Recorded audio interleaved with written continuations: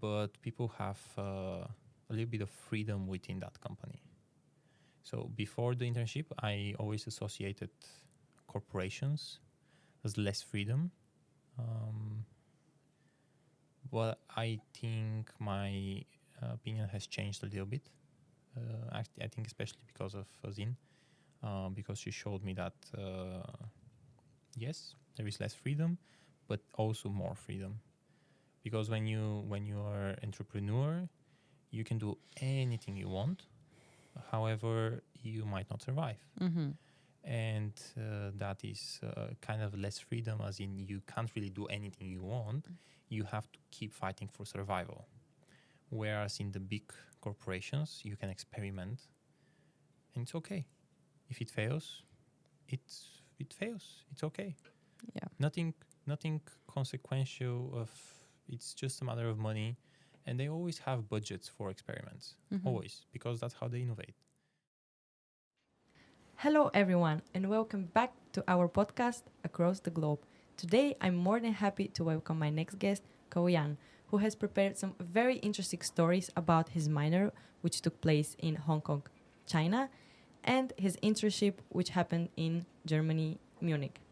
Once again, thank you for sharing your minor experiences. We will continue with your internship.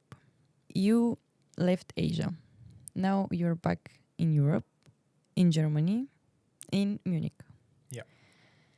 How did you decide where to do your internship? It was a very random decision, actually. I wanted to do my internship first in Hong Kong or in Singapore. First, I wanted to do it in Apple, but they didn't offer anything for students, especially international. So I decided, okay, I want to do it in the film industry, and Hong Kong is famous to have a good film industry. But there wasn't anything like an internship which I was looking for, and I was looking for either director's assistant or for production assistant, which is a high position in the hierarchy, so it's not very easy to persuade someone that I'm suitable for that role. I couldn't find it there, and so I more or less gave up. I looked for another suitable internship, so some topic that might interest me, but there wasn't anything that I really thought is worth investing my time into more. So it was already late November when I was at that point. Late November means I had only December to find an internship, because late December and early January I was traveling, so there was no time to look for internships at that point. I knew I had to find it very quickly. And the safest bet is you just apply to a lot of places. Yeah. So I wanted a paid internship, which was basically not the Netherlands. I didn't want to be in the Netherlands. It was not Spain, where was one of the potential places I wanted to go because I studied Spanish. It was not Italy. I didn't want Bulgaria. I didn't really want Eastern Europe. And so Germany was one of the places. And I started thinking, okay, but where in Germany, right? So I started thinking about it, and I had a friend. Actually, she's still studying in Munich. Now she's in Italy, actually, doing minor abroad. I forgot the name where she was studying, but anyway. And she told me Munich is great. I'm having an amazing time here. And we obviously hadn't seen each other for a very long time. So I was like, maybe I should go there. Going back from an amazing place, I should probably be close to a friend I know. And that's how I decided to go to Munich. Now the question was which company.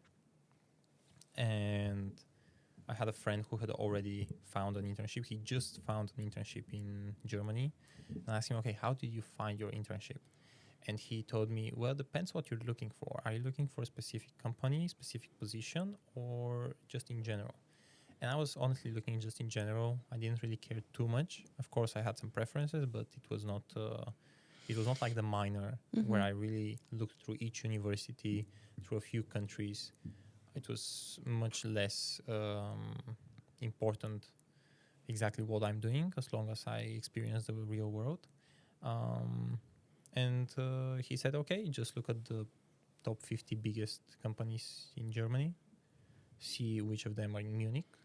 Actually, I decided to see which of them are in Munich and then apply, but he basically said, just find the 50 biggest companies, apply to all of them. I guarantee you get the job. And that's what happened. So I went on Mercedes, BMW. BMW also have headquarters in Munich. And Allianz happened to be the one for me. Actually, it was the first interview I did, and I guess the only interview I did.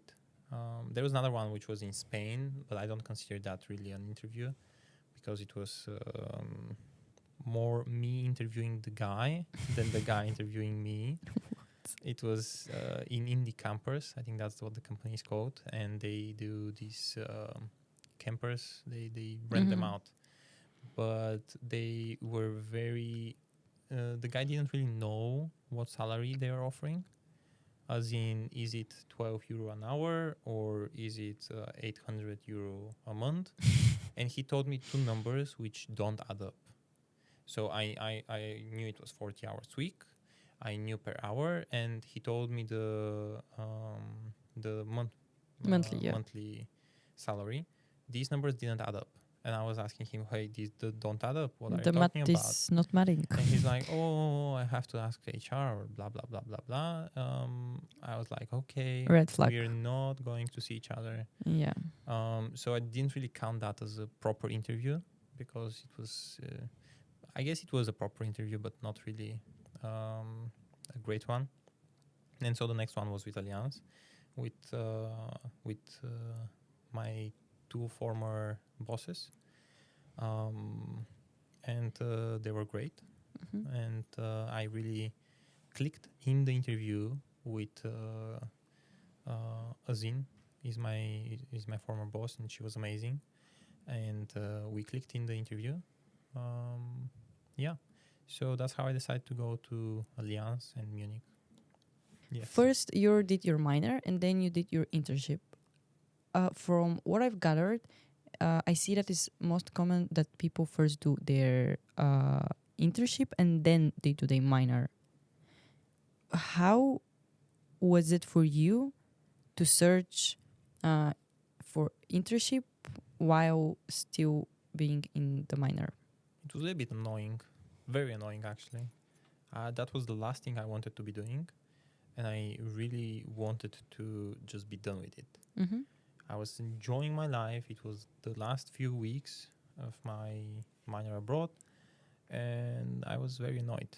Oh, I have to search for an internship. Oh, I have to search for accommodation. Very annoyed. But it was good because it kind of prepared me to go back to that environment of, actually not just enjoying every single moment of every single day, but having ups and downs more often. So not just high ups and low lows, but also like up, down, up, down, up, down more often. And did you have any criteria when coming to the choice of the company? To the choice of the company, I wanted it to be big. So it had to be the big ones because they were paying reasonable salaries to interns. But other than that, I just wanted it to be a topic that has some interest to me. As I said, I didn't want anything that I didn't have much criteria, but I said, okay, I want something that is at least a little bit interesting. And that's how I applied to all the positions. There were so many more positions in Allianz that I applied to, but there were also maybe 5 to 10 times more to which I didn't apply. Yeah. And at the end, what did they hire you for? So I was okay. What did they hire me for? I think is my adaptability, first of all, because during the interview, Azin would ask me some questions which are, you can't really predict these questions, and these questions answer is not important. It's important how you answer. It's not important that you have the right answer.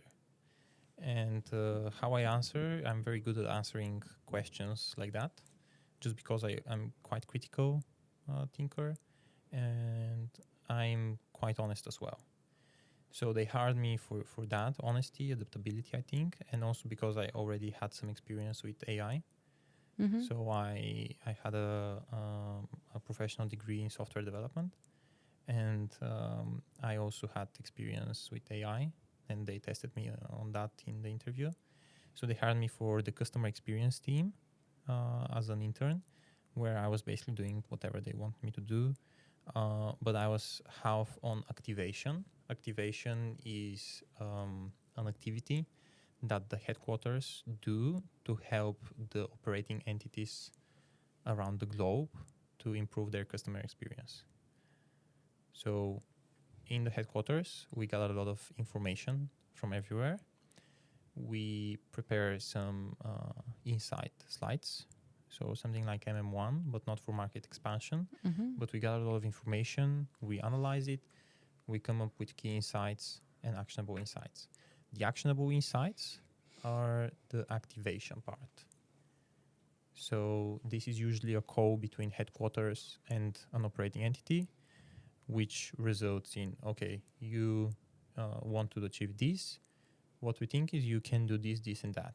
And then together, the headquarters and the operating entity decide what's the best action for the operating entity to take. Is there a specific name for the position that you were given? No, not exactly. No. Just an intern at the customer experience Mm-hmm. team. Okay. But the other project I was working on was creating a generative AI tool for customer experience. So it was like kind of 50-50 in the beginning. How did you prepare for all that, starting with applying, interview, and then getting physically there?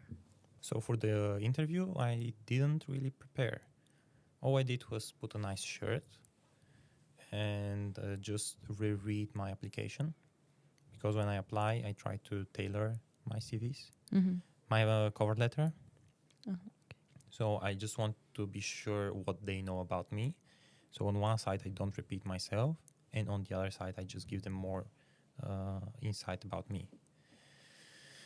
But it wasn't really long because I don't like long CVs and long letters. And for going there, accommodation is one great thing. Second thing, I already mentioned in the minor, the insurance conference. So I gathered some insights from the conference, which actually is quite expensive to attend. So attending for free and getting some insights was great, especially what Asian insurers are doing. Mm-hmm.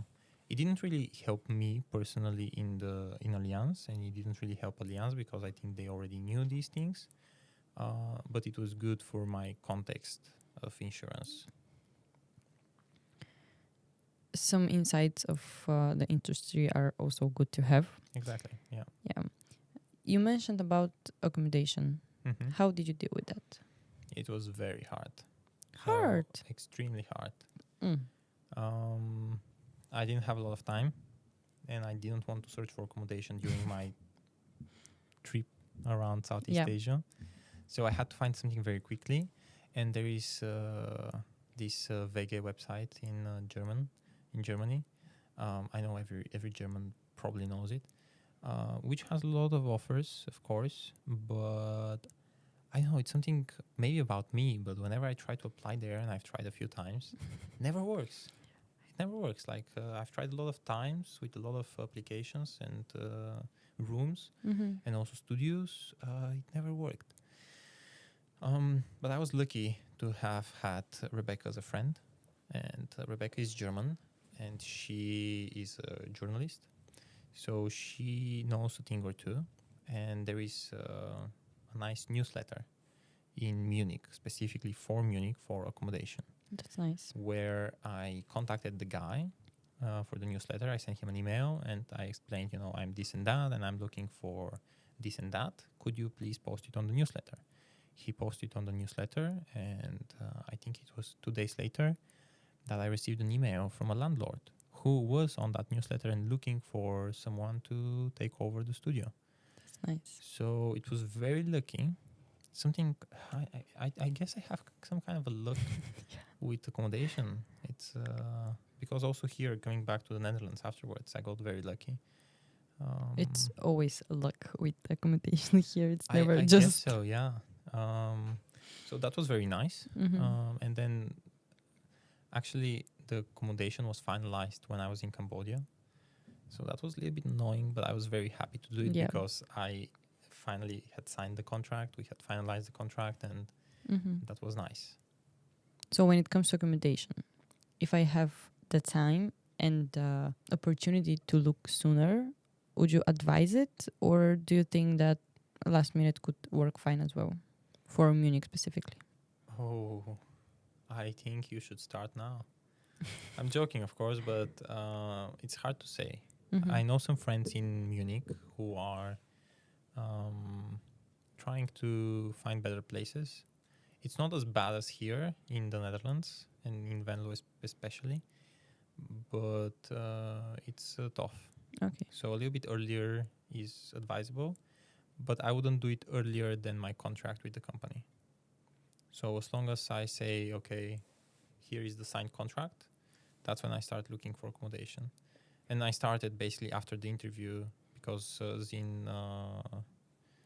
or was it HR? Anyway, they contacted me and told me, you're selected. We are going to hire you. Perfect. And I was ready to sign whatever contract they wanted. So I just started immediately looking for accommodation. I was ready to just, So a little bit earlier would be better. Yeah. But just keep going. So at some point, there is like a dark pit hole where you can fall into, I'm never going to find it, or something like that. Just keep going. And when you keep going, I think your luck is just increasing every step of the way, just as much as your stress is increasing. So if you feel very stressful, keep in mind your luck can increase very much. So like Dory says, just keep going, just keep going. Just keep going. Okay, that's good. Can you tell me about your first thoughts about the company? I remember the first day. It was supposed to be an HR day.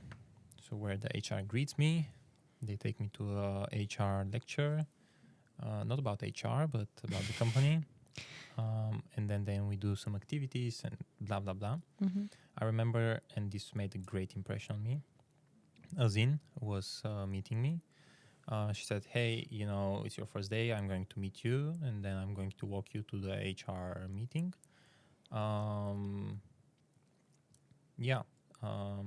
Then she was there. That was the first good impression. She was there, and she knew how to pronounce my name. Oh, nice. Which is not especially easy for foreigners. And she was great. She told me, okay, you have a choice. Either you go to all HR meetings today, or it was on Thursday, or I take you to our team meeting, which is only happening on Thursdays. And I guess you can guess it, but I was like, I don't care about HR meetings. Take me to the team. Yeah. I want, to meet everyone, and I want to get started. I was very excited to get started. And I had the team meeting. It was just at lunchtime. And then after the meeting, we went together to lunch, which was also great. There were a few other interns there. I think the impression was that it's a very big company, but people have a little bit of freedom within that company.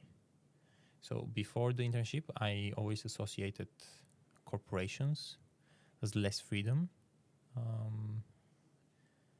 But I think my opinion has changed a little bit. I think especially because of Azin, because she showed me that yes, there is less freedom, but also more freedom. Because when you are entrepreneur, you can do anything you want. However, you might not survive. And that is kind of less freedom, as in you can't really do anything you want. You have to keep fighting for survival. Whereas in the big corporations, you can experiment, and it's okay. If it fails, it fails. It's okay. Yeah. Nothing consequential. It's just a matter of money, and they always have budgets for experiments. Mhm. Always, because that's how they innovate. A lot of innovations just go to the trash. It's not like every innovation is successful. So that's what it showed me. There is less freedom, but also more freedom. Different perspectives. How hard was it for you to get integrated into the company? I wouldn't say very hard. It was there were other interns, and they were very helpful. Mm-hmm. So the team was also very helpful. The team was lovely. There were some minor issues, but it was a really nice team. And especially in the beginning, it was a sprint week. I don't know if you're familiar with the Kaizen approach. Kaizen approach is where you take 1 week, where you basically have everyone on board. Mm-hmm. And we call that sprint week because we're kind of sprinting, Mm-hmm. not because of the scrum. We're kind of sprinting, and in that week we work very intensively together. Normally, the company is you can be only once a week in the office, but on this week everyone is supposed to be in the office. So we are all together in a big meeting room doing work together. That was my first week. And so this was very helpful for me to understand the dynamics of the team. So how is everyone interacting with each other? This, on top of the first meeting I had with the team, was great for my integration. I don't think my internship started for real until May, maybe mid of May, maybe end of May. Mm-hmm. Or no, maybe early May. Because I was not very much into the topics. So in the beginning, I got very quickly onboarded. So I knew what was going on, but I didn't have the big picture. I wasn't able to suggest solutions that would actually work. And this is what I'm good at. I'm good at suggesting solutions that work, connecting the dots, as we famously say in a lot of places. But really, when you have a goal and there is a lot of different things happening, being able to link them and then reach that goal is a skill that's valued, especially in big companies. And I only managed to start doing that around May. So 2-3 months after the start, February, March, April. So 3rd month, maybe in the 4th month.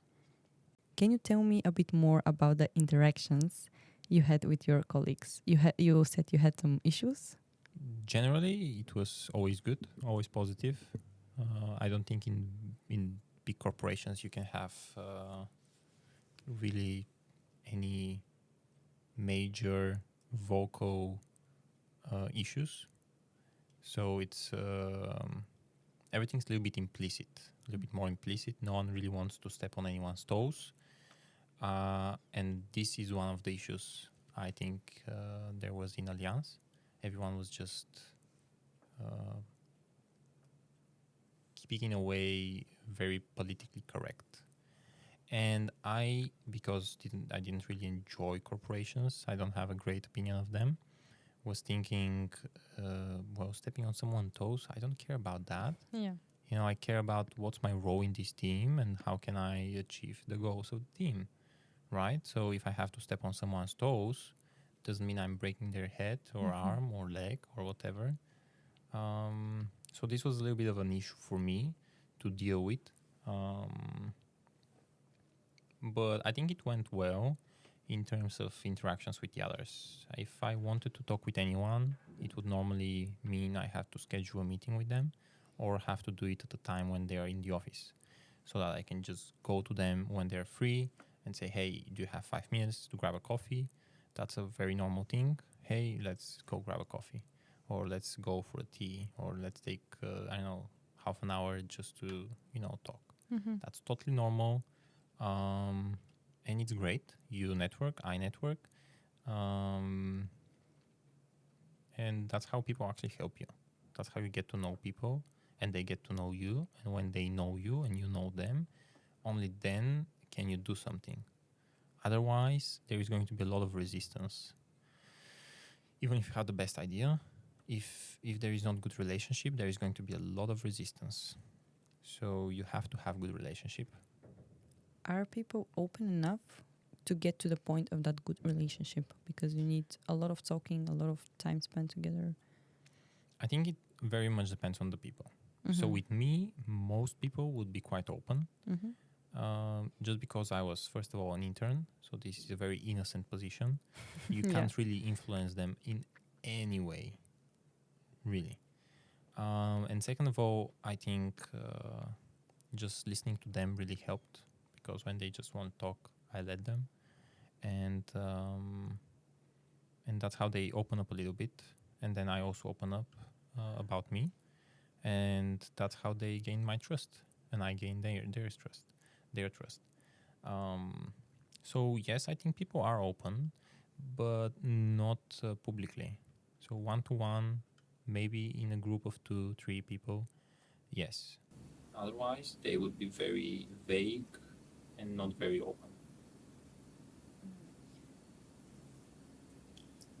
Did you have any problems with communication? Wait, before that question, do you know German? No. Okay, then that's the question that comes. Did you have any problems with the communication? There are two things about communication. One is language. So I didn't know German. But there wasn't any need for German. So all the meetings would be in English. All the meetings that I attended, at least, everything that happened with me was in English.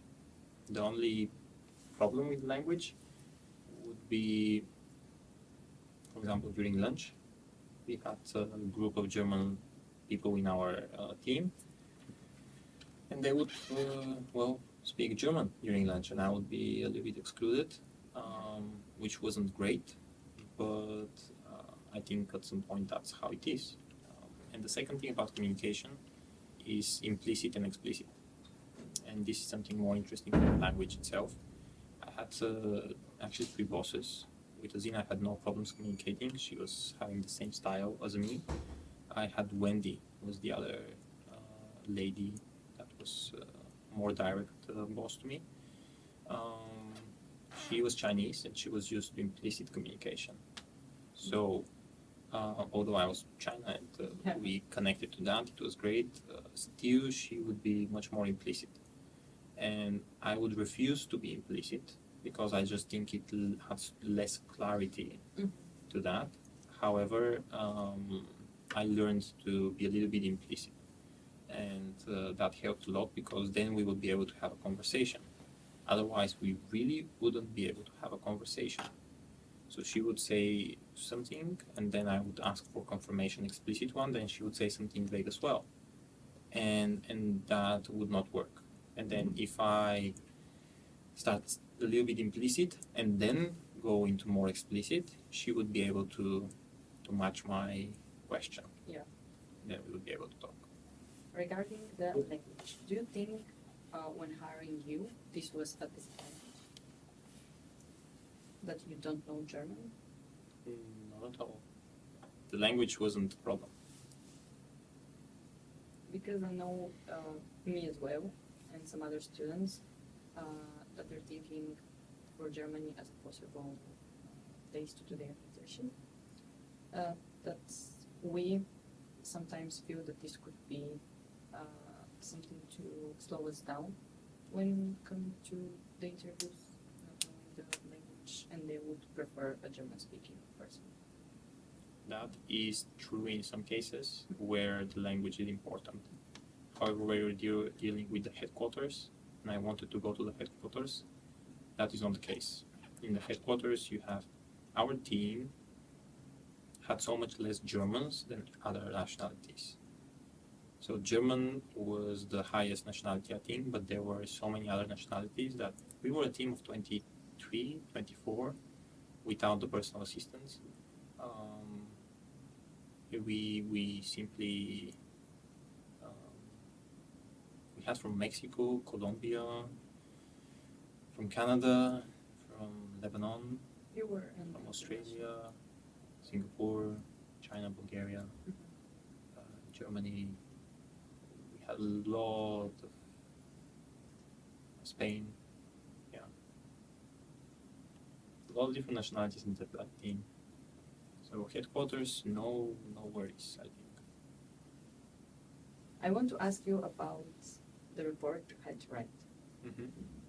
What was your research topic? So as I mentioned, actually my research is all about the team. The team was a little bit implicit when I mentioned that they don't step on each other's toes, and this is not great, I think. So this prompted me to look into other issues that the team might have, and I noticed that the teamwork wasn't working great, which means that they weren't communicating, first of all, great, and second, there were certain factors which were not satisfied for productive teamwork.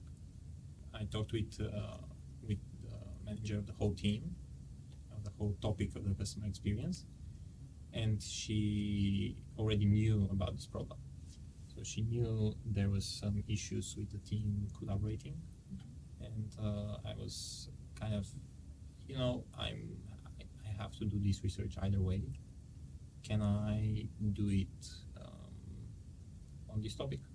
And I know this topic is sensitive, but I'm motivated to do it, and I see that you actually have a need for such a research. And she was, okay, sure, tell me what you're going to do, and then we can do it. So that's how it started. So the research was on team collaboration. I used a framework developed by Google. So I think it was by Cambridge or Harvard researchers that went to Google, and they studied Google Teams for 2 years, and then they developed the Google Dynamics of effective teams.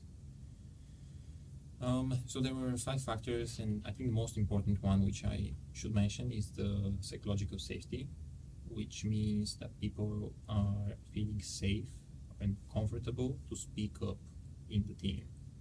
And that doesn't mean when they are totally against something that they mention it. That means that they're able to share, for example, feelings and ideas, new ideas that are not that little bit controversial, maybe something that's very unsure in themselves, and the team doesn't criticize them for that, so they don't get punished for sharing an idea.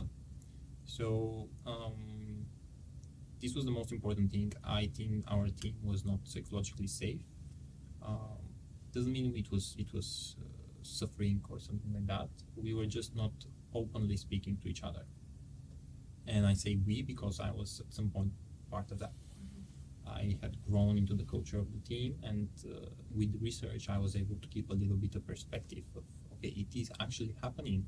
I'm actually able to see it. I get tangible with it. So I interviewed almost all of the team members anonymously. So only I know who was interviewed, what did they say, and so on and so on, where people actually opened a little bit more about how they felt with the team.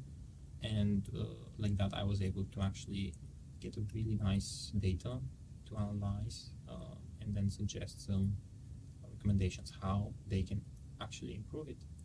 And I think so far it's slowly working. So I still keep in touch with the team and sometimes check in on them. That's nice. That's amazing. And in November, I'm going to see one of the former colleagues. So yeah, that was what my report was on, and I think it went great. This type of research is connected with a lot of observations. Did the company give you enough time and space to do that? Yes and no. Company didn't explicitly give me any time, but I was able to negotiate it. So the more and more I got into the research, the more I was able to demand from my managers time. So because this topic was very important and they all knew I was doing this topic, So my three managers, the manager of the whole team, Azin and Wendy, they respected that, and because I was doing it for the manager of the whole team, Simone, this research at some point took higher priority than some other tasks, because it was not for my university, it was for the team, and they all understood that, and I was able to push that, and they therefore gave me the time and space to explore. I actually did all the interviews in company time, so that's a big portion of time. I did interviews as long as an hour and 30 minutes. So you didn't have to sacrifice any of your personal time to go to the company and have those interviews? No, don't get me wrong. For the interviews, I didn't sacrifice much time, but I had to prepare for them. I had to test the recordings. I had to figure out how to transcribe it afterwards for free because I didn't want to pay. There is a lot of personal time involved, but I think that's expected. With the personal time you had to invest in that project, how did you manage to balance the work life, the research, and the social life? So at first, in Allianz, I didn't have to work more than the hours I was being paid for. So if I finished my time for the day, it's okay. Actually, on the first day, they kicked me out. There was one lady, she's responsible for the team culture, and she saw me in the first day, and I was staying there to catch up on some presentations and just get to know the team faster and read more about the topics. And I genuinely wanted to actually read more, but she was like, "Are you here from 8 o'clock?" I was like, "Yeah, 8:30," and she was like, "Go home now." Blina, I never forget her. She's a very memorable person, and she was just so caring. Like in the beginning, she was just like, "If I see you here staying that late on your first day, you're not going to have a good time with me." And she meant it, and she really meant it, and so she didn't leave me alone until I left. So I thought, okay, in 5 minutes. After 2 minutes, she was like, "You're not gone, go home."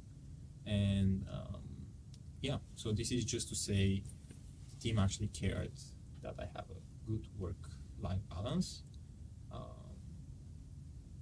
How did I balance it with the research? It was a little bit hard because after work I didn't really want to do anything on the research topic because it was actually work.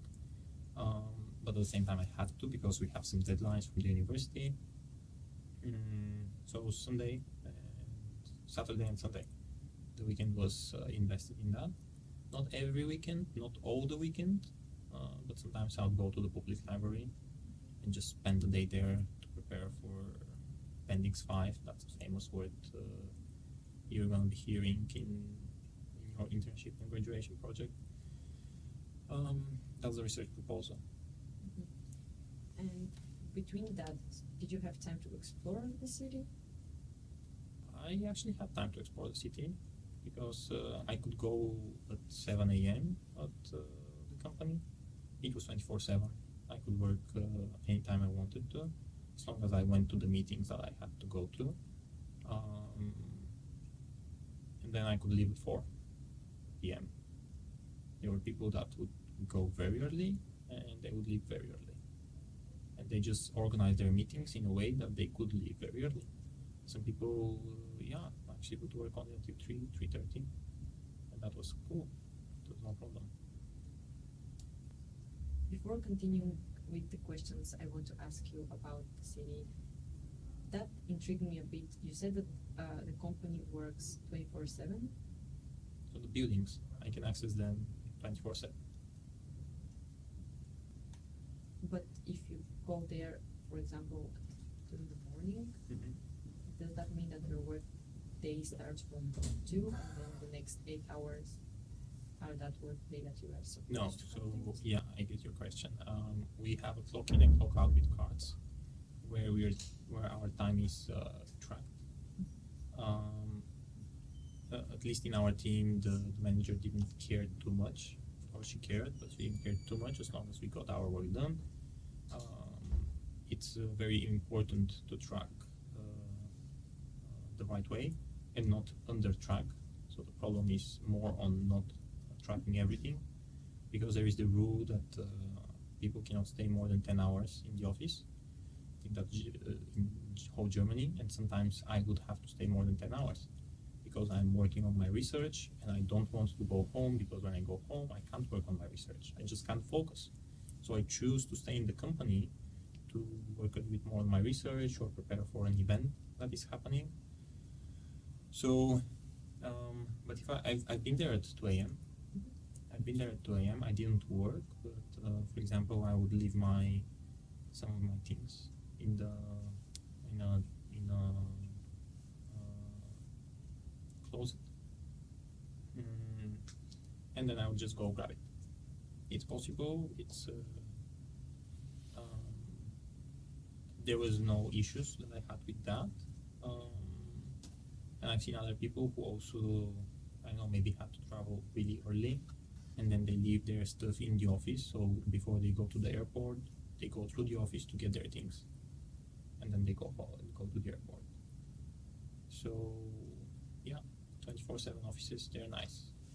Okay, yeah, daily sounds like something that could be really helpful. Moving on again to the life in Munich. Tell me more about that. So in Munich, I was living right next to Olympia Park. That's if you go to Munich, you know Olympia Park. That's one of the nice parks. There is basically English Garden, Olympia Park, a few other parks, but they are the two nice parks, in my opinion. English Garden is just enormous park, and Olympia Park is a very beautiful hilly park, where you can get some very beautiful sunsets. And then early on I found an ice rink just in Olympia Park. So they actually had two ice rinks, one for professional hockey players and I guess figure players, and then one for some other trainings and just general public free skating. Yeah. Do you actually have pictures of those? I'm not sure if I have the ice skating, but I have pictures of the Olympia Park. Yeah, I think so. Can I see them? Yeah, sure. So this is actually from the hill of the Olympia Park. Mm-hmm. This is on the side, and this is one of the sunsets, a very beautiful sunset, real life. My phone couldn't take a nice picture because the yellow, the very bright part, was very small, so it couldn't focus there. But I still thought this was a nice picture to show. A very, very nice sunsets there. Okay, so this is actually from one of the conferences. We call it the GSMD conference or summit, which is the Group Strategy, Marketing and Distribution. So that's the group I was in. Customer Experience is part of that group, company-wide, and so we invite people from all over the world to come to the summit and discuss what's going to happen in the next quarters.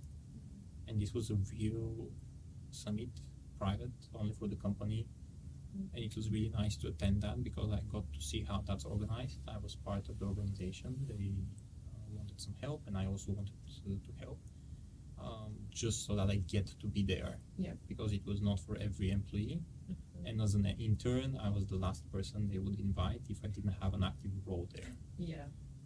So I had to find myself an active role there, and I found myself an active role there. So it was amazing to be there and to see that people from all across the world, from Australia, came. And Australia is 3 days away. Yeah. It's so yeah. The conclusion is you have to be proactive to get things you want. Definitely, it's very proactive, and again, good relationships. Because the first time they told me, yeah, sorry, we cannot accommodate you. Second time, oh no, sorry, we can't. There is nothing to do. third time, maybe we have to think about it. You know, we have to see if we can accommodate to you. And then maybe 2 days before the event, they really needed an extra hand, and they came to me and they were like, "Hey, can you help us pack some things in the office because we're a little bit short on hand?" And I'm like, "Are you going to invite me to the summit?" And they were like, "Okay, we're gonna invite you, just please help us." Yeah. And I was like, "Okay, I have to ask my boss if I can go help you." And of course my boss was okay with it because the summit was the next big thing happening for everyone in the group. So yeah, and that's how I negotiated my being there. Good. This is I'm not sure if it's easy to see, but these trees are pink right now. They're very beautiful, and this is basically the building. This is one of the buildings that I was working in that building, and it's just big. It's just a very big building. On the outside is a little bit, I don't know if it's old looking or it just seems like that to me, but on the inside it's quite modern. I think I don't have pictures from the inside, but yeah, in the inside it was quite modern. It doesn't look old, but it's nothing special, I guess, from the outside at least. It's in the most expensive neighborhood in Munich, Schwabing. Oh, nice. One of the most expensive city, the most expensive And one of the most expensive buildings, actually. Wow. Because Allianz owns some of the oldest buildings in that area. Or not, I don't know if this exact building, but we have a lot of buildings. Well, Allianz has a lot of buildings. And this is closest to the street, and the farther they go towards the English Garden, which is very near, the older they get, and the more authentic they become. And obviously, the more expensive they become. Yeah. So this is exploring Starnbergersee, if I pronounce it correctly. This is a lake, just an hour away from Munich, and it was really beautiful. It was really nice. I went there with some friends, and then we had a picnic, and you can see the mountains, I think, in the back. That's the Alps. Really? I'm not sure if the next picture is not a closer look on them, but this was already a really, really nice place where we could just sit and we could have some food, and the water was very cold. I didn't go in, just my legs, but yeah, it was a nice experience to have. It looks like a great place to chill. Yeah, exactly. So this is during the sports day of Allianz, of GSMD actually. It's okay. This is during the sports day, the health day, and there was volleyball. And I think I'm taking the picture, but then we just spent the rest of the day playing volleyball. What's bad about it is that it was so sunny and so warm. This was in June, and I had to rest for the rest of the day. I couldn't socialize more because my head had just burned from the sun. Yeah. At least you had some proper fun. It's nice. Yeah, this is actually Allianz own building and place, and they own these courts. It's the bigger campus. It's not in the center of Munich, but it's really nice. Okay, I actually have something from inside. That's nice. Of the building. This is basically one of the big meeting rooms we had, where we would spend, for example, a sprint day. I was mentioning about the Kaizen approach, where we would get together and one week we would work together on something. This was the second time we had that, and it's just nice. We get around this whole table and we have a little bit of food or snacks, and then we work. I think in the far back you can see some sticky notes. There's a whiteboard. We use them. So working in projects in Fontis, we should learn how to use sticky notes, and because that's a very, very, very helpful tool. Very helpful, especially if you want to work in strategy or something that's more involved in thinking rather than actually operating. So yeah, that was great. So here we had to record an event.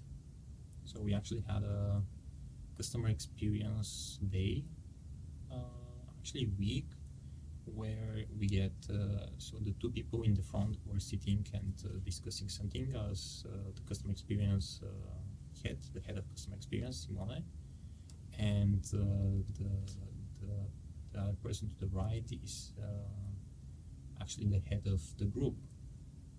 So it's my direct boss with her direct boss, who were discussing the role of customer experience in the whole insurance sector and in Allianz and how we are going to do that. It was actually a great event. This is another big room that we had, and this is right after my talk for my research. So I finished my presentation, and I think it went great because the team was very happy with it, and they were thinking about it. Yeah, they look happy. And yeah, this is actually almost everyone from the team. I see one of the consultants we had is not here, but he already got another place, and so we got another consultant. But most of the team is that. Yeah, there is some people online you can see on the screen, but Those are people online. Okay. yeah, and then in this picture there are three. Actually, there are 4 or 5 team leads. So everyone is kind of on the same level. So there is hierarchy. There is actual hierarchy. So we listen to the person that's responsible. However, we don't treat each other like, oh, you're my boss, so I'm not going to tell no to you. That's not the culture there. Yeah, I was going to say that this is a nice corporate culture as well.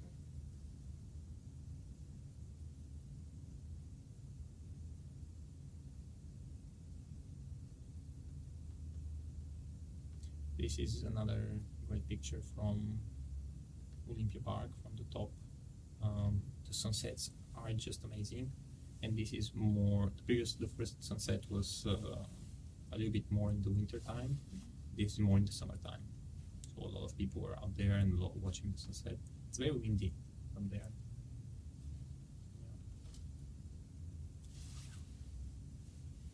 I see that there are quite some people on that picture, and you said that it's summer. Are there a lot of social events happening in the city? Yes, there are a lot of events during the summer. Actually, the thing behind this hill is one of the concert halls, stadiums, where they do concerts. So from this hill, you actually listen to concerts, and they listen to Taylor Swift this summer. And for free. But there are quite a lot of events, yeah. Okay, with one sentence, how is life in Munich?